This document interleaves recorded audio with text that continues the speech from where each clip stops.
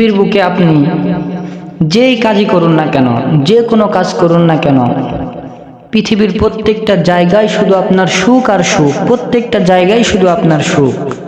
আপনি ব্যবসা বাণিজ্য করতেছেন, সেখানেও সুখ। কিন্তু আপনার ঘরের স্ত্রী যদি সুখময় না হয়, আপনার স্ত্রী যদি আপনাকে মহাব্বত না করে, ভালো যদি না বাসে, আপনার ঘরে যদি অশান্তি থাকে, তাহলে পৃথিবীর কোনো জায়গাতে সুখ পেয়ে আপনি শান্তি পাবেন না। যে কোনো জায়গাতে আপনি সুখ পান না কেন, কোথাও আপনার শান্তি হবে না, কোথাও আপনি রহমত পাবেন না যদি আপনার ঘরের স্ত্রীটা দাজ্জাল মার্কা হয়। পৃথিবীর সমস্ত নিয়ামত আপনার ভালো লাগে, পৃথিবীর সমস্ত নিয়ামতে আপনি মুগ্ধ হয়ে গেছেন, কিন্তু স্ত্রীর প্রতি আপনি সন্তুষ্ট নন, বা আপনাকে স্ত্রী খুশি করতে পারে না, সন্তুষ্ট করতে পারে না, তাহলে পৃথিবীর সমস্ত সুখগুলো আপনার কাছে জাহান্নাম হয়ে যাবে। পৃথিবীর সমস্ত সুখগুলো আপনার কাছে বিফলে যাবে যদি আপনার স্ত্রী আপনার কাছে ভালো না হয়। আপনার সংসারে যদি সুখ না থাকে, সংসারের ভিতরে যদি শান্তি না থাকে, তাহলে দুনিয়ার সমস্ত সুখগুলো আপনার বিফলে যাবে। তে সুখ সম্পর্কে আল্লাহ রসুল সাল্লাল্লাহু আলাইহি ওয়াসাল্লাম হাদিস শরীফের ভিতরে কি বলেছেন? আল্লাহ রসুল সাল্লাল্লাহু আলাইহি ওয়াসাল্লাম হাদিস শরীফের ভিতরে বলেন, ওয়ান আব্বাস রাদিয়াল্লাহু তাআলা আনহু قال আব্দুল্লাহ ইবনে আমর রাদিয়াল্লাহু তাআলা আনহু قال قال রাসূলুল্লাহ সাল্লাল্লাহু আলাইহি ওয়াসাল্লাম আদ-দুনিয়া কুল্লুহা মাতাউন। পৃথিবীর সমস্ত কিছু হইতেছে অনর্থক খেলতামাশার বস্তু। পৃথিবীর সমস্ত কিছু হইতেছে ক্ষণস্থায়ী, কোনোটাই চিরস্থায়ী নয়, কোনোটার দ্বারাই আপনি সুখ পাবেন না, সবগুলো বিফলে যাবে, সব কিছু নষ্ট। এরপরে আল্লাহ রাসূল সাল্লাল্লাহু আলাইহি ওয়াসাল্লাম বলেন, পৃথিবীর সমস্ত কিছু ক্ষণস্থায়ী। ওয়া খায়রু মাতাঈদ দুনিয়া, এবং এই দুনিয়ার ভিতরে, এই ক্ষণস্থায়ী জিনিসগুলোর ভিতরে সবচাইতে উত্তম হইতেছে কোন জিনিস?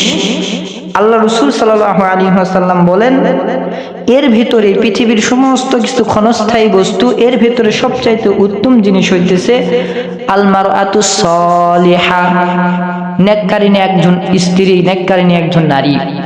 এই নেককারিনী স্ত্রী পৃথিবীর বুকে সব কিছুর চাইতে বেশি উত্তম।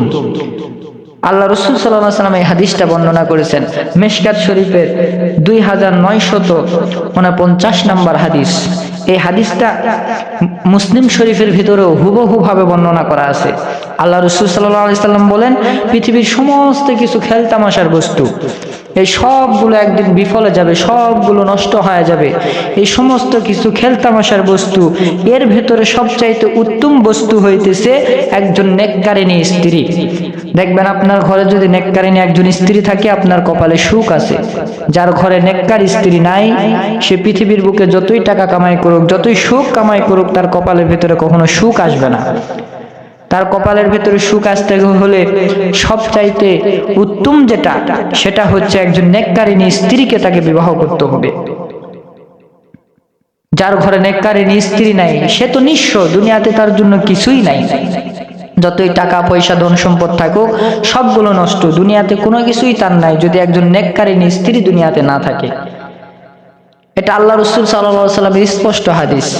এই জন্য আমাদের স্ত্রীকে নেককার হইতে হবে। আর স্ত্রীকে নেককার যদি বানাইতে চাই, তাহলে আমাদেরকে সেই স্ত্রীকে নেককার হওয়ার জন্য আদেশ করতে হবে। নামাজের আদেশ করতে হবে, রোজার আদেশ করতে হবে, হজের আদেশ করতে হবে, যাকাতের আদেশ করতে হবে।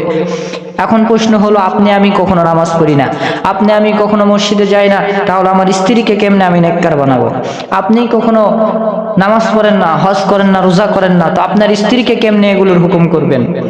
স্ত্রীকে নেককার বানাইতে হলে সর্বপ্রথম আমাদের নিজেদেরকে আগে নেককার হইতে হবে, ঠিক কিনা? আমাদের নিজেদেরকে আগে নেককার হইতে হবে, এরপরে আমাদের স্ত্রীদেরকে আমরা নেককার বানাইতে হবে। এই জন্যই তো আল্লাহ রাসূল সাল্লাল্লাহু আলাইহি ওয়াসাল্লাম বলেন, আদ-দুনিয়া কুল্লুহা মাতাউন, পৃথিবীর সমস্ত কিছু খেলতামাশার বস্তু। আদ-দুনিয়া কুল্লুহা মাতাউন ওয়া খায়রু মাতাঈদ দুনিয়া, এর ভেতরে সবচাইতে উত্তম যে জিনিস, সেটা হইতেছে আল মারআতুস সালিহাতু, নেককারিনী একজন স্ত্রী। এর ভেতর সবচাইতে উত্তম কি? নেককার একজন স্ত্রী। এই জন্য আমাদের স্ত্রীদেরকে নেককার হইতে হবে।